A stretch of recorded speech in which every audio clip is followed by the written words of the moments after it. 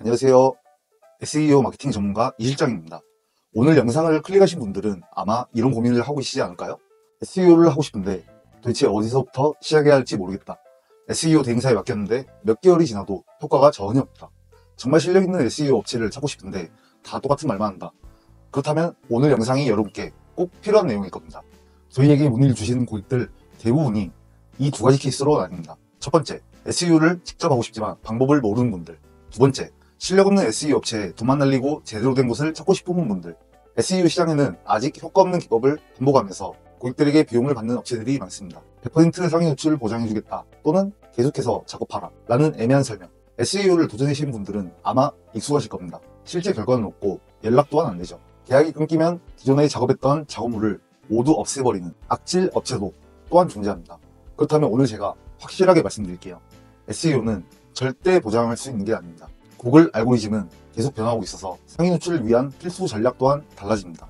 그래서 오늘은 대행사 없이도 SEO를 직접 실행할 수 있는 방법, 구글의 2025년 최신 알고리즘에 맞춘 SEO 전략, 이 모든 걸 현실적으로 알려드리겠습니다. 이 영상을 끝까지 보시면 적어도 SEO로 돈 낭비하는 일은 없을 겁니다.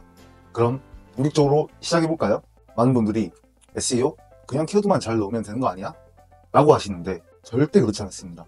SEO는 크게 세 가지 요소로 나뉩니다. 홈페이지 SEO, 오프페이지 SEO, 테크니컬 SEO. 여기서 중요한 건 SEO는 모든 키워드에서 동일한 방식으로 적용되는 게 아니란 점입니다. 경쟁 강도가 낮은 키워드들은 홈페이지 SEO만 잘하고 약간의 백링크 작업을 통해 상위 노출 가능합니다. 그렇다면 어떤 키워드가 경쟁이 낮고 어떤 키워드는 어려운지 간단하고 빠르게 확인하는 방법을 알려드리겠습니다. 먼저 구글에서 여러분이 원하는 키워드를 검색해보세요. 이 방법은 오차범위가 넓지만 간단하게 판단할 때 유용합니다. 1페이지에 권위 있는 사이트, 즉 대형 기관과 같은 사이트가 많다면 이 키워드는 찾기 어렵다고 봅니다. 아니면 1페이지에 일반 블로그나 중소기업 사이트가 많다. 이런 키워드는 상대적으로 상위 노출이 쉽습니다.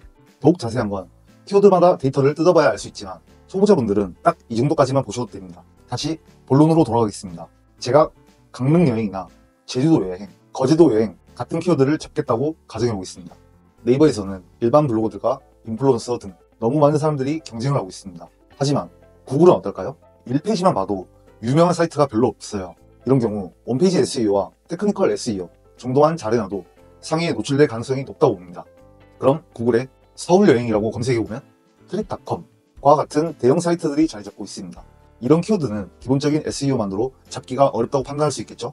그리고 여기서 또 하나, 고유 브랜드 키워드는 경쟁이 거의 없기 때문에 테크니컬 SEO만 잘 맞춰줘도 1위 노출이 가능합니다. 예를 들어 볼게요. 강철산업이라는 회사가 있다고 가정해 보겠습니다. 이 키워드로 경쟁할 다른 업체가 있을까요? 없다시피 하겠죠? 이와 같이 일반적인 키워드 및 고유 명사로 경쟁이 약한 경우 사이트 구조를 잘 정리하고 기본적인 홈페이지 SEO, 테크니컬 SEO를 맞춰준 것만으로도 충분합니다. 그렇다면 홈페이지 SEO와 테크니컬 SEO는 어떻게 하는가? 이런 작업은 굳이 대행사에 안 맡기셔도 됩니다.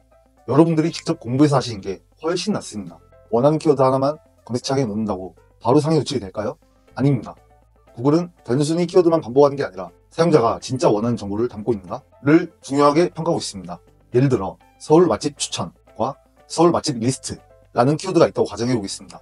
비슷해 보이지만 검색하는 사람의 의도가 다를 수 있죠.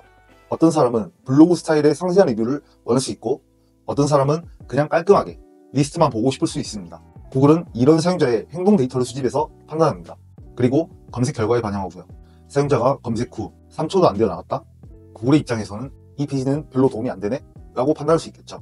사용자가 오래 머물고 홈페이지 안에 다른 페이지까지 클릭했다? 그렇다면 이 콘텐츠는 유용하구나 라고 구글에서 신뢰를 하기 시작할 겁니다. 홈페이지에서 말하는 신뢰란 도대체 어떤 것일까요? 검색 의도를 정확하게 파악하고 사용자가 원하는 신뢰할 수 있는 콘텐츠를 만드는 게 핵심이죠. 그런데 이런 건 대단한 법칙이 아니라 당연한 겁니다. 양질의 콘텐츠를 발행하는 것은 SEO의 기본 중의 기본입니다. 이런 기본만 해도 구글 상위에 노출되는 키워드들이 많다는 뜻이죠. 이걸 대단한 법칙처럼 말씀하시는 분들은 거르시길 바랍니다. 자, 여러분들이 신경 써야 할 것은 바로 테크니컬 SEO입니다. 테크니컬 SEO는 홈페이지의 구조적 요소를 말하는데요. 여기서 헷갈리실 수 있는 게 사실 홈페이지 SEO도 테크니컬 SEO의 하위 개념입니다. 하지만 여러분들이 이해하기 쉽게 오늘은 따로 분류해서 설명드리겠습니다. 자, 테크니컬 SEO에서 신경 써야 할 핵심 요소는 4가지입니다. URL 구조와 링크 빌딩, 그리고 타이틀 태그와 헤딩 태그, 마지막으로 메타 태그가 있습니다. 첫 번째, URL 구조. 몇 년 전만 해도 URL에 키워드가 들어가게 되면 검색 순위에 강한 영향을 줬습니다. 예를 들어 제가 여성 신발이라는 키워드를 올리고 싶다면 여성신발.com 또는 영어 도메인을 사용하면 검색에서 강력한 효과를 볼 수 있었습니다. 그래서 많은 사람들이 SEO를 위해 도메인 자체를 키워드로 제작하는 경우가 많았죠. 아니면 해당 도메인을 리다이렉트하는 경우들이 많았습니다. 하지만 현재로서 이 방법은 효과가 거의 없다고 보는 상황입니다. 그렇다면 URL에 키워드를 넣을 필요가 없을까요? 아닙니다. 여전히 URL은 검색 엔진 페이지의 내용을 이해하는 데 중요한 역할을 하고 있습니다. 화면에 보이는 것처럼 URL 구조는 사용자가 한눈에 보도 이해할 수 있어야 합니다. 이렇게 하면 구글 로봇도 이 페이지는 여성 신발과 관련된 페이지구나 하고 더 빠르게 인식하게 되죠. 두 번째, 링크 빌딩. 링크 빌딩은 무엇일까요? 쉽게 말해서 내 사이트 안에 페이지들끼리 연결해주는 작업입니다. 예를 들어 여성 옷 쇼핑몰을 운영한다고 가정해 볼게요. 여성 옷 쇼핑몰에 여성 신발 추천이라는 페이지를 만들었다면 해당 페이지 내에 여성 신발 추천에 관한 단어에 링크를 걸어서 관련 페이지로 연결하는 것입니다. 이렇게 연결을 하게 되면 사용자 체류 시간 증가도 있지만 여기서 포인트는 검색 엔진이 사이트 구조를 더 잘 이해하게 된다는 점입니다. 이 사이트는 여성 패션 관련 콘텐츠가 많구나 하고요. 그런데 여기서 주의할 점은 너무 많은 링크를 산발하게 되면 오히려 역효과가 날 수 있기 때문에 보통 페이지당 1개에서 2개 정도가 적당하고 앵커 텍스트를 활용하여 자연스럽게 연결해 주는 것이 중요합니다. 세 번째, 타이틀 태그와 H 태그. 구글이 이 페이지의 주제와 구조를 이해할 수 있게 해주는 핵심 요소인데요. 타이틀 태그는 검색 결과에 표시되는 제목을 의미합니다. 여기에 키워드를 적절히 포함시키는 것이 중요하죠. 여성 신발 싸게 팝니다. 지금 구매하세요.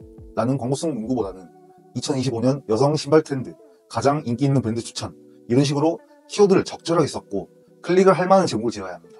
헤딩 태그는 콘텐츠의 제목과 소제목을 구분하는 역할을 합니다. 즉, 검색 엔진이 이 페이지는 어떤 구조로 이루어져 있구나 하고 이해하는 데 도움을 주기 때문입니다.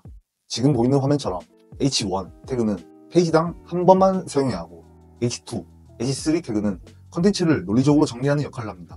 가끔 H1 태그를 소제목으로 착각하시는데 콘텐츠의 메인 제목이기 때문에 꼭 하나만 적어주세요. 이렇게 하면 구글도 이 페이지는 신발 트렌드에 대한 정보구나 하고 빠르게 인식할 수 있습니다. 네 번째, 메타 태그. 메타 태그는 검색 결과에서 타이틀 아래에 나오는 설명 문구입니다. 이 메타 태그는 검색 순위에는 직접적인 영향을 주진 않아요. 하지만 사용자가 검색 결과에서 클릭할지 말지를 결정하는 요소이기 때문에 포함시켰습니다. 이렇게 홈페이지와 테크니컬 SEO에 대해서만 알아도 여러분들이 굳이 대행사 없이도 SEO를 하실 수 있습니다. 굳이 대행사에 돈을 써가면서까지 하실 필요가 없단 말이죠. 그렇다면 2025년에는 어떤 SEO 전략을 수립하면 좋을까요? 지금 한국의 SEO 시장은 아직 그렇게 크지 않습니다. 즉, 먼저 들어가는 사람이 이득을 보는 구조라는 거죠. 아까 말씀드렸다시피 정말 일반적인 키워드들은 아직까지 경쟁이 치열하지 않기 때문에 오늘 설명드린 홈페이지 SEO와 테크니컬 SEO만 신경 써도 충분합니다. 하지만 경쟁이 치열한 키워드에서는 상황이 다릅니다. 이런 경우에는 홈페이지, 테크니컬 SEO보다 오프페이지 SEO의 비중이 훨씬 중요한데요. 자, 여기서 많은 분들이 실수하는 게 있습니다. 오프페이지 SEO 하면 웹 2.0 더 많이 넣으면 되는 거 아닌가요? 이것은 절대 아닙니다. 만약 그게 정답이었다면 여러분의 사이트는 이미 상위 노출이 됐지 않았을까요? 그리고 이 영상을 찾아볼 이유도 없었을 것입니다. 오프페이지 SEO에서 가장 중요한 개념은 도메인의 권위입니다. 구글이 이 사이트를 신뢰할 만한가? 이 사이트가 다른 사이트들에게 얼마나 언급되고 있는가? 이것이 홈페이지 SEO에서 말하는 신뢰와는 다른 개념입니다. 그러면 오프페이지 SEO에서 말하는 신뢰할 만한 사이트의 특징은 뭘까요? 방문자가 많다. 그리고 그 사이트를 링크하는 사이트들이 많다. 즉, 백링크가 많다. 예를 하나 들어볼게요. 위키백과는 전 세계적으로 가장 신뢰받는 정보 사이트 중 하나입니다. 사람들이 정보를 찾을 때 참조용으로 위키백과 링크를 다는 경우가 많죠. 왜냐하면 거기에 있는 정보가 어느 정도 신뢰할 만하기 때문입니다. 이 개념이 바로 구글의 기본적인 알고리즘 중 하나입니다. 위키백과처럼 백링크를 많이 연결하면 되는 거 아닌가? 라고 생각할 수 있는데 그렇지도 않습니다. 일반적인 사이트에서 수천 개, 수억 개의 백링크를 연결하는 건 현실적으로 불가능합니다. 오히려 페널티를 받을 가능성이 매우 큽니다. 백링크는 무조건 많은 게 아니라 어디서 받느냐가 중요하죠. 여러분, 길 가다가 시민이 이 라면집 맛있어요 라고 말하는 것과 백종원 씨가 이 라면집 진짜 맛있네 라고 말하는 것, 어느 쪽이 더 신뢰가 가나요? 당연히 백종원 씨의 추천이 더 신뢰가 가겠죠? SEO 또한 마찬가지입니다. 구글이 평가할 때 아무 사이트에서 받은 백링크 100개보다 권위 있는 사이트에서 받은 백링크 1개를 훨씬 더 중요하게 판단합니다. 즉, 백링크는 양보다 질이 중요합니다. 이건 제가 그냥 한 말이 아니라 2024년 구글 알고리즘에 유출되었던 문서를 확인해보면 도메인의 권위를 인정하고 있습니다. 자, 여기까지. 이제 SEO에서 오프페이지의 SEO 작업이 왜 중요한지, 그리고 무조건 백링크를 많이 연결하는 게 정답이 아니라는 걸 아셨을 겁니다. 그렇다면 구체적으로 어떻게 해야 권위 있는 사이트에서 백링크를 받을 수 있을까요? 그리고 오프페이지 SEO를 전략적으로 실행하는 방법은 뭘까요? 이 부분은 다음 영상에서 심층적으로 다루고 있습니다. 오프페이지 SEO의 핵심 전략이 궁금하시다면 꼭 다음 영상을 기대해주세요. 그리고 나는 도저히 SEO를 직접 할 자신이 없다, 내 키워드는 경쟁이 있어서 믿고 맡길 만한 업체가 필요하다 하신 분들은 고정 댓글을 확인해주세요. 여러분들께 맞는 최적의 해결책을 안내해드리겠습니다. 궁금한 점은 댓글 남겨주시면 답변해드리겠습니다. 다음 영상에서 뵙겠습니다. 감사합니다.